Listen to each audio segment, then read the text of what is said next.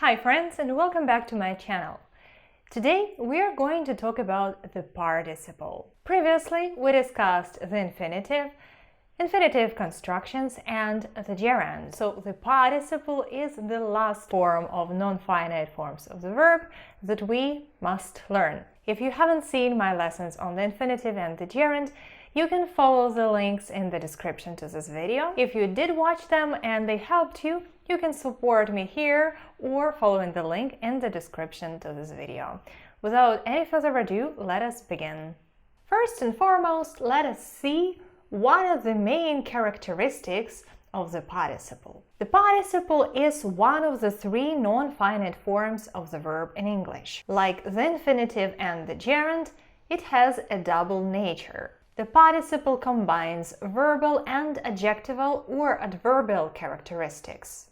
There are two participles in English: participle 1, also known as the present participle, and participle 2, also known as the past participle. Participle 1 has tense distinctions and can be divided into the simple or indefinite participle and perfect participle. Apart from that, participle 1 of transitive verbs has voice distinctions. Where do we see the participle? Well, almost everywhere, because their main function is to help us form tenses. For instance, the present participle or the ing form is used to form the present progressive tense and the present perfect progressive tense. I am writing a letter now, or I have been waiting for my friend for some time. These sentences contain the present participle. I have written a letter, or they spent their summer in Italy. These sentences use the past participle or participle 2. Before we proceed, I would like to clarify the situation with the naming. The traditional terms that I will be using in this lesson are open to objection because participle 1 not always expresses the present tense and participle 2 not always speaks about the past. The difference between them is not in tense but rather in voice. That's why sometimes they are referred to as ing participle and ed participle. Ing participle for participle 1 or the present participle, and ed participle is for participle 2 or the past participle. This being said, let's take a closer look at each of them, and we'll start with participle 1 or the present participle. Participle 1 is formed by adding the suffix ing to the stem of the verb, and thus we have to stroll, strolling, to hide, hiding, to run, running, to lie, lying. As I have already mentioned, the participle has a double nature. From our previous class, you might remember that the gerund is half a verb and half a noun. The participle is half a verb and half an adjective or an adverb. Its adjectival and adverbial characteristics are manifested in its syntactic functions, those of attribute and adverbial modifier. Let's see. The sound of the rain pattering on the roof soothed me. Having done their homework, the kids went out to play in the yard. Its verbal characteristics are: participle 1 of transitive verbs can take a direct object. Participle 1 as well as participle 2 can be modified by an adverb, and participle 1 has tense distinctions, and when we're dealing with transitive verbs, participle 1 also has voice distinctions. Now let's talk about the forms of participle 1. Participle 1 can be indefinite or simple and perfect, and can exist in the active voice and in the passive voice. Thus we have the indefinite active participle is making, the indefinite passive participle is being made. The perfect active participle is having made, and the perfect passive participle is having been made. And if you compare these forms to the gerund, you'll see that they coincide. How do we tell one verbal form from the other? Well, we'll look at their functions in a sentence, as their functions are very different. Gerunds are verb forms that act like nouns, while participles are verb forms that behave like adjectives or adverbial modifiers. So these two, the gerund and the participle, will be found in very different places of a sentence. Let's talk about the tense distinctions of participle 1. The tense distinctions of participle 1 are not absolute but relative. Participle 1 simple or indefinite, active and passive typically denotes an action simultaneous with the action expressed by the main verb, the finite verb. Depending on the tense form of the main verb, it may refer to the present, past, or future. Let's look at these sentences. When watching this movie, you can't help laughing. When watching this movie, I couldn't help laughing. And when watching this movie, you will laugh your head off. As you see, the main verbs, the finite verbs of these sentences, are in different tenses. The first one is in the present, the second one is in the past, and the third sentence speaks about a situation in the future. This part of the sentence, where we have the participle, is the same. So the participle doesn't change depending on the main verb. It exists in the same time room as the main finite verb. That's why we say that its tense distinctions are relative, because what we see here is that the action expressed by participle 1, indefinite, is simultaneous to the action of the main verb.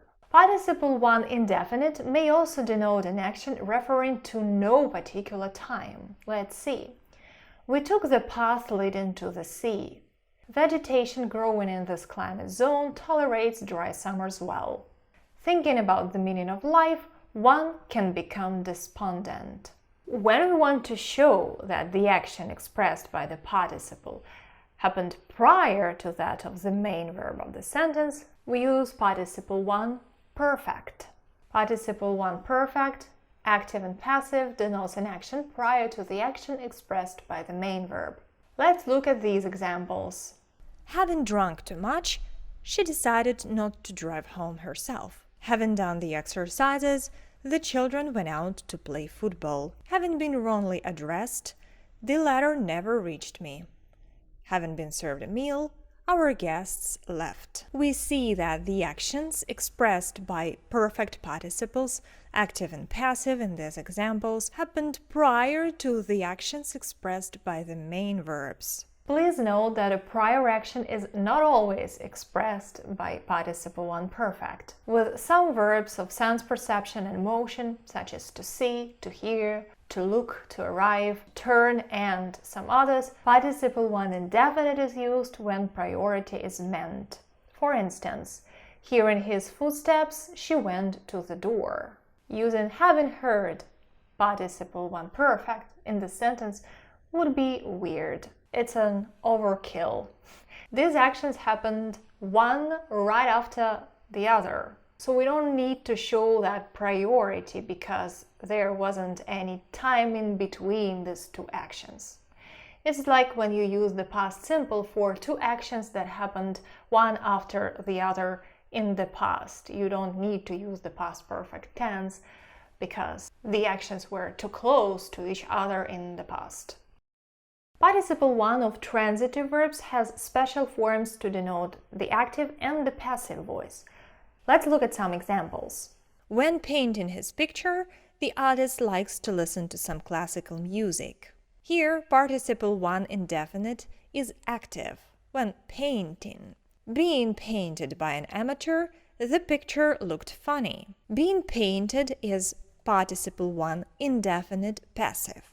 Having vacuumed all the carpets and dusted all the furniture, Lydia curled up in the armchair with the book she had bought. Having vacuumed is participle 1 perfect active. And having been built almost a century ago, the house required a complete renovation. Here we are dealing with participle 1 perfect passive.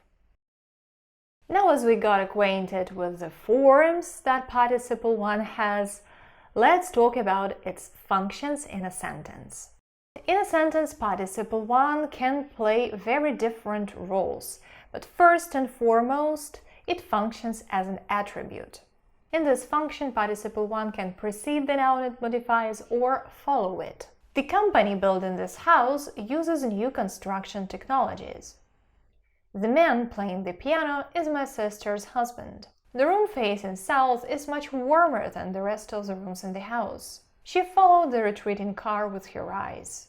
In this last sentence here, participle 1 is used before the noun it modifies. When it is used like that, before the noun, it hardly ever has any words that accompany it. Compare this sentence to the previous three. They are parts of participial phrases. The company building this house, what kind of company? Building this house, yeah? The man playing the piano, what man?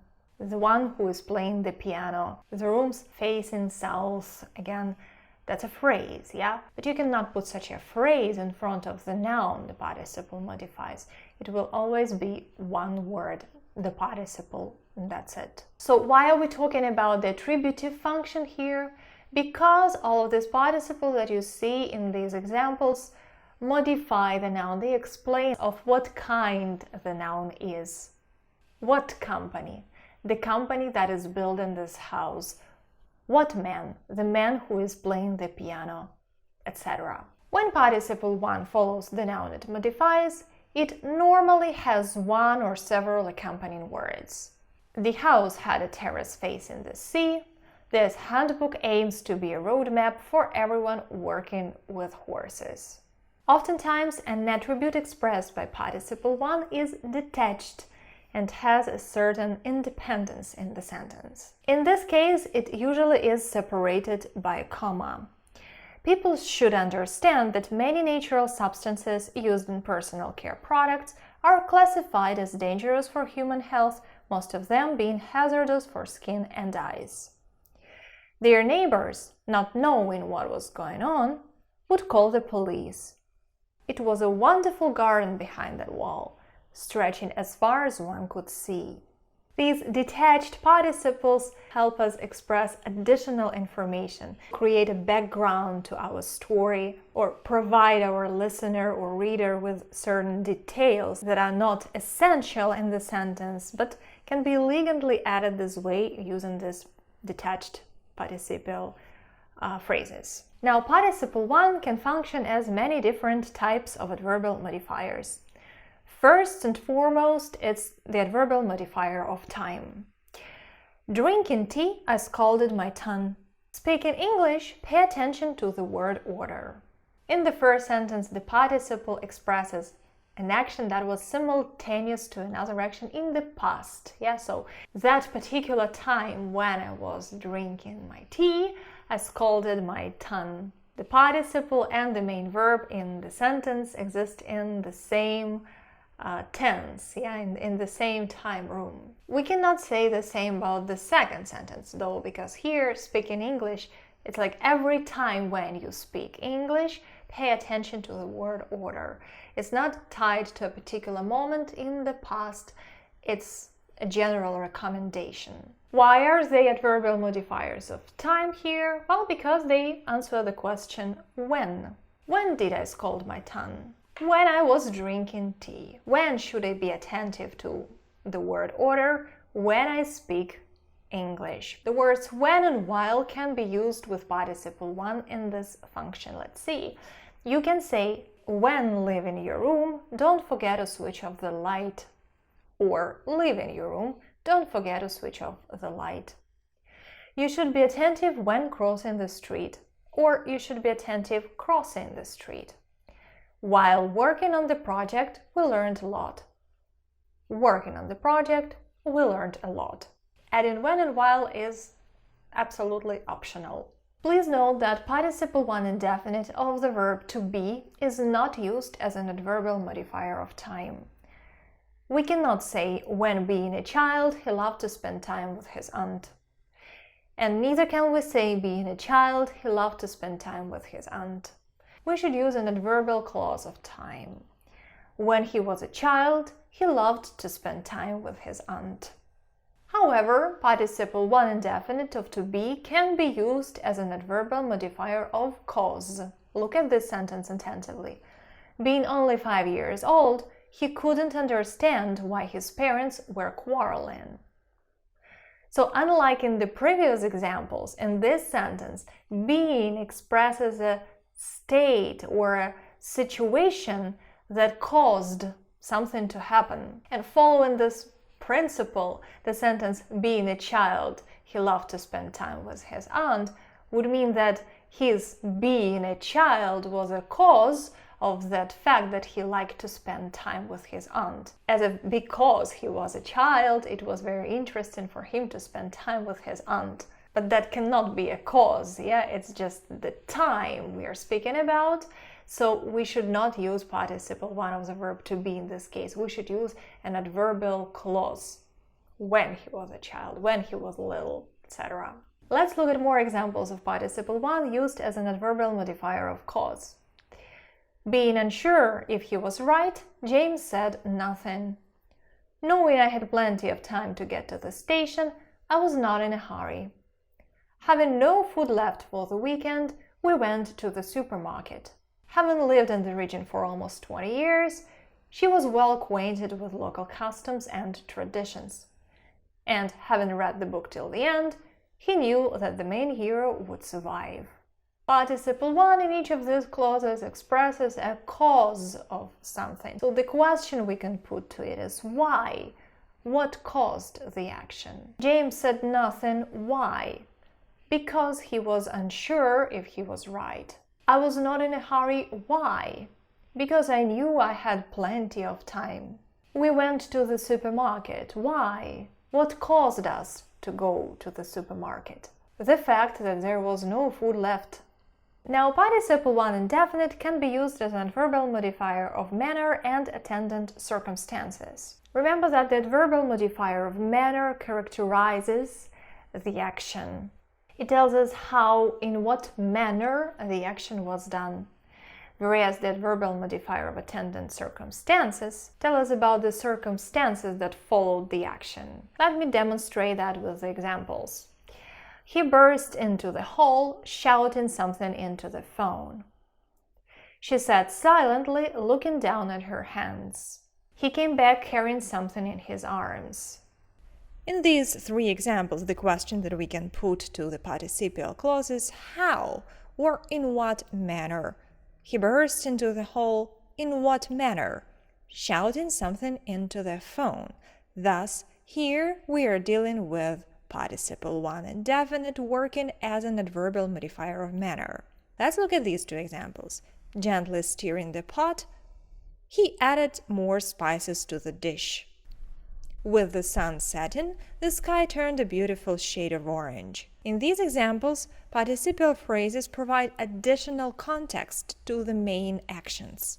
So participle one here works as an adverbial modifier of attendant circumstances. Participle one indefinite can be used as an adverbial modifier of comparison. In this case, it is introduced by the conjunctions as if and as though. James looked around as if not knowing what to say.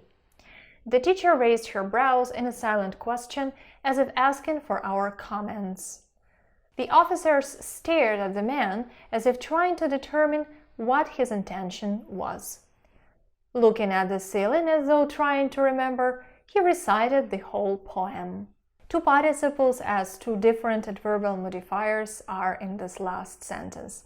The first one functions as the adverbial modifier of manner, and the second one functions as an adverbial modifier of comparison. Participle one indefinite can sometimes be used as an adverbial modifier of condition. The solution, even being better, is not so good. We can paraphrase the sentence saying even if the solution is better, it is still not good. She wasn't at the meeting as she hadn't been invited, but being there, she wouldn't vote for the new policy. Let's paraphrase this sentence using the third conditional. If she had been invited, she wouldn't have voted. So the questions we can put to these participles is in what case, on what condition. And thus, These participles function as adverbial modifiers of condition. Participle 1 indefinite can sometimes be used as an adverbial modifier of concession. In this case, it is introduced by the conjunction though. Chronic cases of sleep talking are considered a sleep disorder, though doing this occasionally is normal. The queue, though being long, was moving fast. In spite of what? Even if what?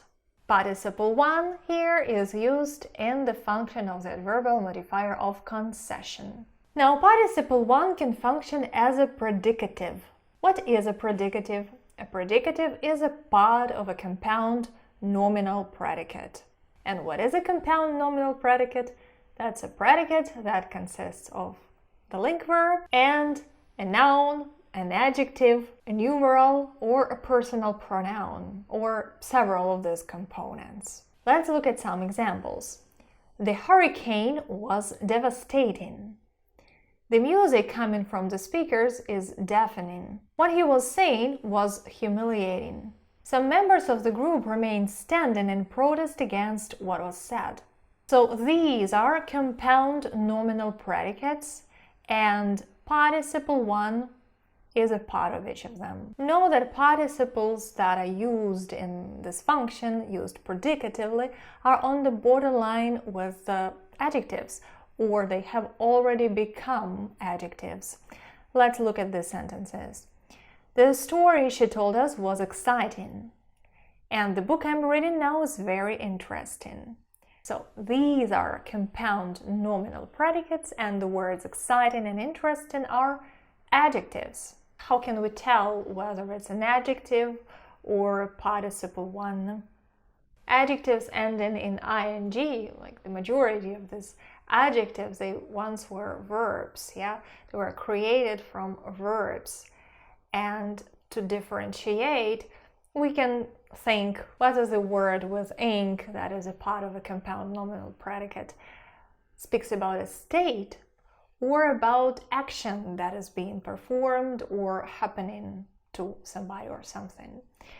For example, the hurricane was devastating. It devastated or was devastating something. The hurricane was performing an action. Yeah, so we characterize an action. And compare that to the word interesting.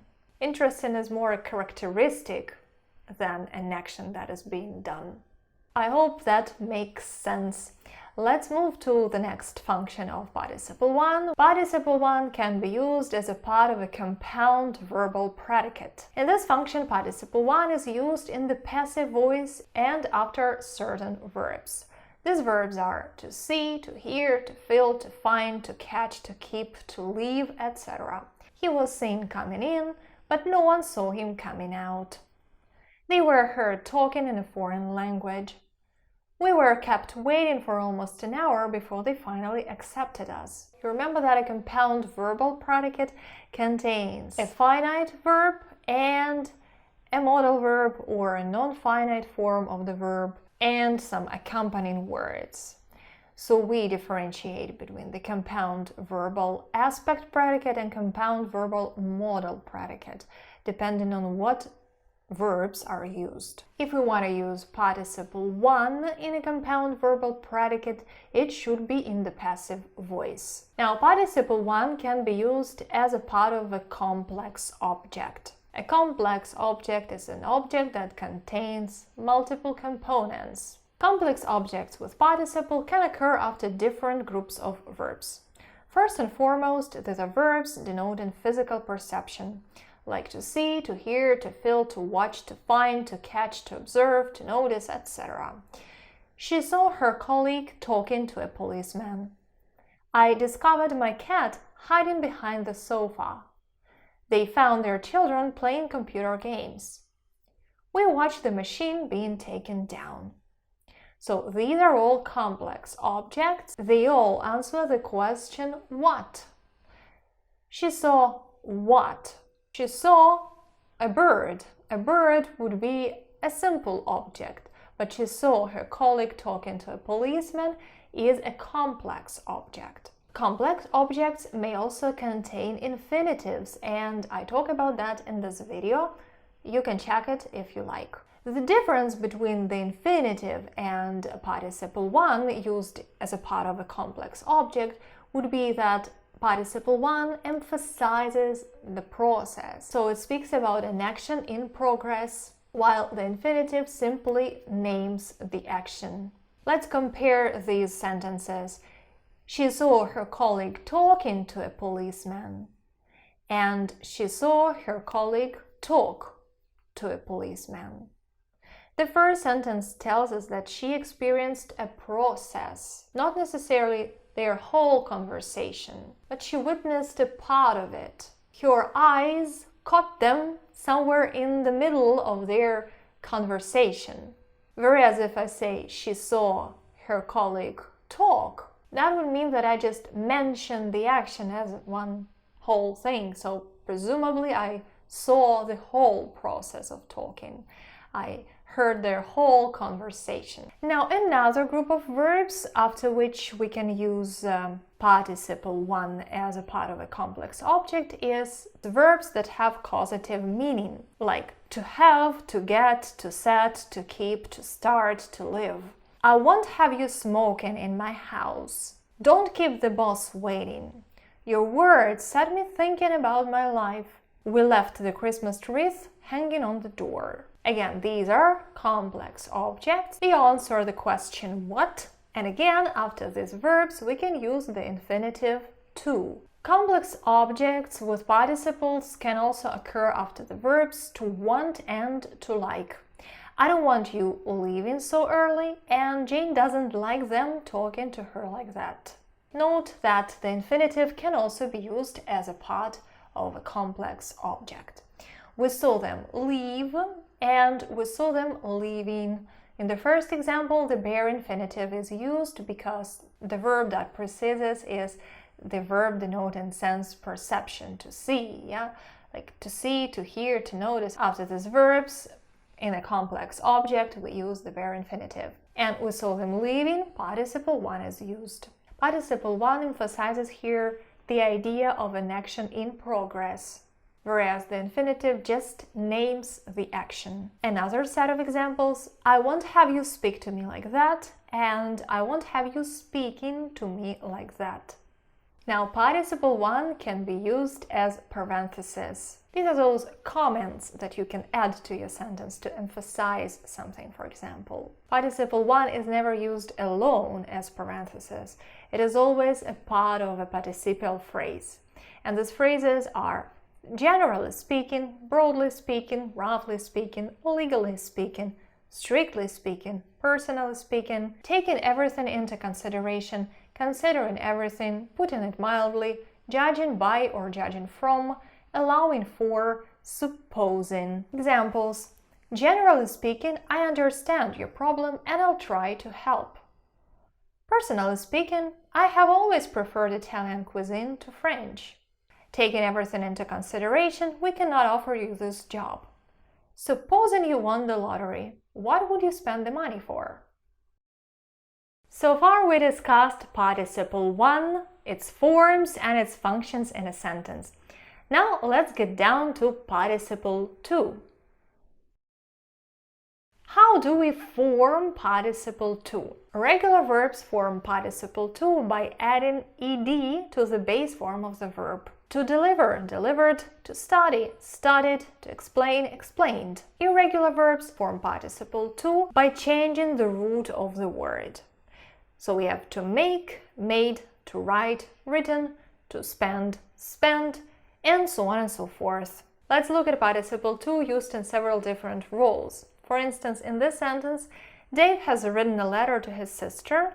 Participle 2 is used to form the present perfect tense. In this sentence, the poem was written in Old English. Participle 2 is used to form the passive voice. And in this one, the book written by my friend gained popularity. Participle 2 is used as an attribute. Unlike participle 1, participle 2 has no tense distinctions, so here we don't speak about indefinite and perfect participle. It has only one form and it can express both the action that happened at the same time with the action of the main verb and the action that happened before it or prior to it. Let's look at these sentences. The sentence written on that wall is in Latin. The dishes washed by the new dishwasher are shining clean. I remembered the painting scene in the Louvre. The singing heard somewhere far reminded him of his homeland. As we see, participle 2 in the first and in the second sentences refers to no particular time. We are speaking in general here. In the third sentence, seen refers to some before, to something that we had seen before. And the participle in the fourth sentence expresses an action simultaneous to the action of the main verb. I heard the singing and it reminded me. Two simultaneous things. Participle 2 of transitive verbs has a passive meaning, like a broken cup or torn fabric or painted wall. Here we see that somebody broke the cup, somebody painted this wall, etc. So the action was done to the object. With intransitive verbs, participle 2 has no passive meaning. It is used in compound tense forms like the present perfect or the past perfect tense and has no independent function in a sentence unless we are talking about verbs that denote passing from one state to another. So that will be true for a withered flower, for example, or evaporated water, or vanished paint, and so on and so forth. Now let's look at the functions participle 2 has in a sentence. Just as participle 1, participle 2 can function as an attribute. In this function, it can be used both before and after the noun it modifies. I had a plate of fried anchovies for dinner. Those abandoned buildings are overgrown with ivy and wild grapes. The jewels stolen by the thieves were very expensive. This is the dress sewed by my grandmother for her wedding. Again, before the noun, participle 2 is used without any accompanying words. We can see that in the first and in the second sentences. After the noun, it is used with one or two words that accompany it. The situation is the same with the participle 1, if you remember. An attribute expressed by participle 2 can also be detached. For instance, accompanied by the captain, they stepped aboard the ship. Startled by what she heard, she ran to her room. Built back in the 19th century, the house was gradually turning into ruin. We see participle 2 here as a detached attribute. Why do we say that participle 2 here is an attribute? Because it characterizes the noun. They step aboard the ship. In what condition? Accompanied by the captain of the ship. She ran to her room again. In what condition? Feeling what? What she was like. These are the questions that we can put to our participle 2 here. Please note that not all verbs can be used as participle 2, both before and after the noun they modify. Look at these two examples: a stolen necklace and the discussed matter. Everything is fine with a stolen necklace, while a discussed matter makes no sense. We should say the matter under discussion, or the matter being discussed, or the matter that is discussed. The matter being discussed will use participle 1, and the matter that is discussed will be a part of a subordinate attributive clause. Before the noun it modifies, participle 2 usually expresses some permanent characteristic of this noun, like a stolen necklace. We said goodbye to this necklace and we consider it now to be stolen. So it is stolen. This is a characteristic of the necklace. But the discussed matter, that doesn't work like that. Discussed doesn't characterize the matter. Discussion is a process. So what we should say is that the matter being discussed, we should use participle 1 to show that process. So here we're thinking more about the action, not about the state in which the noun is. Moreover, some participles change their meaning according to their position. The people concerned and a concerned expression, the citizens involved and an involved explanation, the law adopted and an adopted child, In each of these pairs of word combinations, we see the same participle to of the same verb, but it has different meanings. The people concerned means the people who were affected by what was going on, and a concerned expression means a worried expression, obviously of somebody's face. The citizens involved means the citizens that are somehow affected by the situation, similarly to the previous expression, the citizens involved, the citizens concerned, while an involved explanation means a very detailed or complicated explanation. The law adopted means the law that was passed, and an adopted child means the child that found his or her foster parents. Let's look at some examples with these words. This information is automatically sent out to the people concerned. Her smile faded, replaced with a concerned expression. A law adopted in 1980 facilitated offshore banking. He guessed that he was an adopted child. Participle to can function as different adverbial modifiers preceded by different conjunctions like when, while, if, as though, etc. First and foremost, participle to is used as an adverbial modifier of time. Let's see. When questioned by the sheriff, she admitted to the vandalism. It's hard to say no when asked by your boss. When told a lie often enough, people tend to doubt their own perceptions. Dogs experience anxiety and fear when left alone. When left in warm conditions for several hours, fresh milk becomes sour. This dessert tastes better when eaten fresh, and some memories are even more beautiful when told. I believe the last sentence is somebody's quote. It popped up in my head, but I don't know who the author of this phrase is. So if you know that, please write it down in the comments. Participle to can function as an adverbial modifier of condition. The plants will dry evenly if cut into small pieces.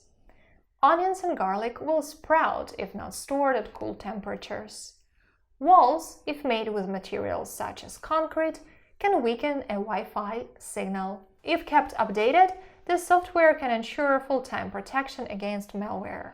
Drivers are fined if seen with a mobile phone in hand. On what condition is the question that one can put to these participles. The plants will dry evenly on what condition? On condition that they are cut into small pieces, or if they are cut into small pieces, and so on and so forth. As well as participle 1, participle 2 can function as an adverbial modifier of comparison. He was covering his mouth, speaking as if ashamed of his words. The kids watch the TV as if mesmerized by the screen. The leaves of the Ficus elastica are thick and shiny, as if made of wax. This idyllic village, as if brought to life from a postcard, annually attracts thousands of tourists. We compare one action to another. He was speaking like what? As if ashamed of his words. The kids watched the TV as if what? As if they were mesmerized by the screen, and so on and so forth. Please note that some grammarians would say that such group of verbs that start with when plus a participial clause or as if plus a participial clause are called elliptical clauses, and they are not participial phrases. That's just a different approach. I will be talking about them as about participles used in participial clauses in the function of the adverbial modifier. Participle 2 can function as an adverbial modifier of concession. His spirit, though crushed, was not broken. Though disillusioned by the Soviet Union, many still believed in the dream of communism. Though caught off guard, he was not defenseless. Now, participle 2 can also be used as a predicative. When talking about participle 1, we already discussed what a predicative is, what a compound verbal predicate is, what a compound nominal predicate is. So now let's see how participle 2 can be used in these structures and these constructions. In the function of the predicative, unlike participle 1, participle 2 denotes a state. So it's a link verb plus a state in which the subject is. The audience remained seated. Despite the situation, Jonathan didn't look broken. Whenever I came to their house, the door to that room was locked. Everyone seemed surprised by the news. That night, he felt betrayed by his supporters. These are all compound nominal predicates, and we see that participle 2 here is used as a predicative. Participle 2 can be a part of a compound verbal predicate. In this function, participle 2 is used only after certain verbs in the passive voice. Some of these verbs are to see, to hear, to make, to feel, and to find. A handful of gold coins was found hidden in the wall. She was seen accompanied by 2 bodyguards. This information shall be made known to the public. These are compound verbal predicates. Participle 2 can also be a part of a complex object. Complex objects with participle 2 are used after several groups of verbs. The first is verbs denoting physical perception, like to see, to hear, to feel, to watch, to find, to catch, to observe, to notice, to look at, to listen to discover, etc. I never heard this name mentioned before. When we finally arrived, we found the store closed. We saw the flag raised on the flagpole. Another group of verbs is verbs denoting mental activity. First of all, the verb to consider, but also to believe and to understand. Scientists considered these manuscripts irrevocably lost. He considered himself engaged to Juliet. Another group of verbs is verbs expressing emotions, like to want, to wish, to desire, to prefer, to like, and so on and so forth. My sister wants her hair dyed red. I like salmon. And how do you prefer it cooked? The last group of verbs after which we use a complex object with participle 2 is verbs of causative meaning, like to have, to get, and to make. I want to have the wallpaper in my room changed. We got our house painted last summer, and he didn't know their language but made himself understood with his hands. As both participle 1 and participle 2 can be used as adjectives, the choice between these two is not always obvious to English learners. I know that from my practice, as my students sometimes confuse the ed participle or participle 2 with the ing participle or participle 1. Let's try to see the difference between these two. Participial adjectives, participle 1 or participle 2? Let's see these pairs of word combinations. A mesmerizing melody and a mesmerized girl. An embarrassing moment and an embarrassed person. An exciting game and an excited child. A boring text and a bored man. An inspiring speech and an inspired artist. The same place, but different participles. Both participle 1 and participle 2 can be used as attributes of a noun, and both of them can be used before it. The place is the same, but the meaning is different. Looking at these examples here, we see that participle 1 refers to something that causes a feeling, while participle 2, in these examples, expresses how somebody is affected by something. I say somebody because in such word combinations, the noun will always be a living thing. Things do not have emotions. So to these word combinations with participle 1, we can put the question, what kind? What kind of melody? A mesmerizing melody, a melody that makes us feel mesmerized. What kind of moment? An embarrassing moment, a moment that makes us feel embarrassed. What kind of game? An exciting game, a game that excites us. The question that we can put to these word combinations, those that contain participle 2, is how somebody feels. A mesmerized girl. How does the girl feel? She feels mesmerized. An embarrassed person. How does this person feel? He or she feels embarrassed. An excited child feels excited. A bored man feels bored. An inspired artist feels inspired by something. A bit of practice. Let's take the verb to satisfy and the sentence. The teacher was with my answer. What should we use? Participle 1, satisfying, or participle 2, satisfied? Obviously, the teacher was satisfied with my answer. How did the teacher feel about my answer? Satisfied. And what about this sentence? My answer was satisfying or satisfied? Satisfying, of course. My answer was satisfying. What feelings did my answer cause? How did it make others feel? It was of what kind? Satisfying. Now, I said participle 2 as an attribute cannot modify a noun which is not a living being. But what about these examples? A burning fire and burnt wood. A sinking ship and a sunk boat. Falling leaves and a fallen statue. Fading lights and faded colors. In these expressions, participle 2 has a passive meaning. So we speak about something that a thing received, about something that was done to a thing. So the wood was burned, a boat was sunk. The last example contains the verb that denotes a passing from one state to another, and that word is an exception.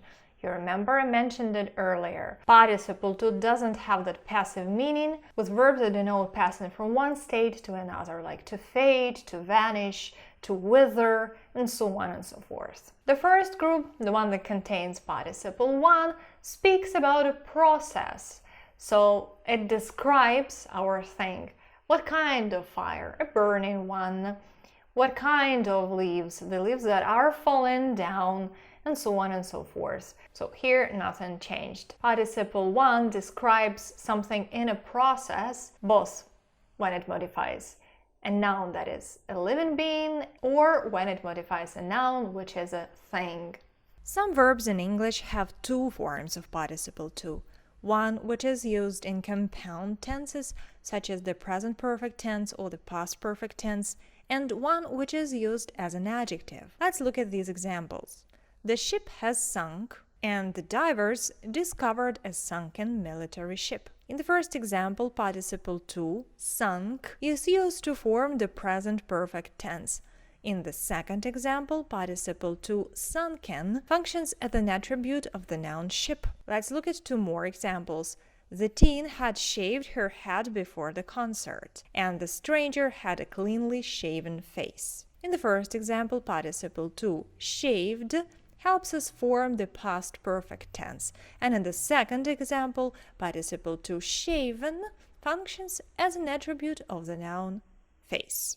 Another thing that I want to mention is the difference between participle 1, passive, and participle 2. Let's look at these examples. The house being built on this plot of land will have 2 floors. The houses built by this company are ergonomic. What is the difference between participle 1, passive, being built, and participle 2, built? Well, participle 1 emphasizes the meaning of the simultaneous process. So the house being built now. So what the first sentence says is that the house which is being built on this plot of land will have 2 floors. The construction now is in process. Participle 2 in the second sentence expresses a more general passive idea. The houses built by this company are ergonomic. In general, we are not talking about what's happening to these houses now. We are talking about a general fact. What kind of houses? Built by this company. Let's look at another couple of examples. The article being written by my colleague is very brave, and the article written by my colleague is very brave. The article being written means the article which is being written now. The article written by my colleague not necessarily means that the process of translation is taking place now. The translation may be happening now, but it might also have been translated before. And now written shows us the state of the article, what kind of article it is, written by my colleague, not a process that is taking place now. That's all for today. I hope this lesson was useful. If you like what I'm doing, please subscribe to this channel, leave your comments down below, and see you in the next lesson.